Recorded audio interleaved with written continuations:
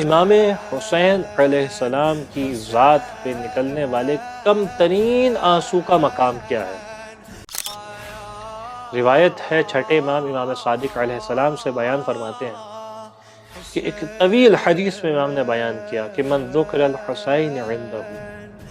کہ جس کے پاس آقا حسین علیہ السلام کا ذکر کیا جائے، فخرج من عینہ من الدموع مقدار جناح الذباب، کہ جس کے نتیجے میں اس کی آنکھوں سے مکھی کے پر کے برابر آنسو آ جائے، کان ثوابہ علی اللہ عز وجل، اس کا نتیجہ یہ ہوتا ہے کہ اس کا ثواب اللہ کے اوپر ہو جاتا ہے، یعنی اللہ گویا اس کا ثواب، اس کا بدلہ اپنے اوپر لازم کر لیتا ہے۔ اور پھر بیان کرتے ہیں وَلَمْ يَرْضَ لَهُ بِدُونِ الْجَنَّةِ،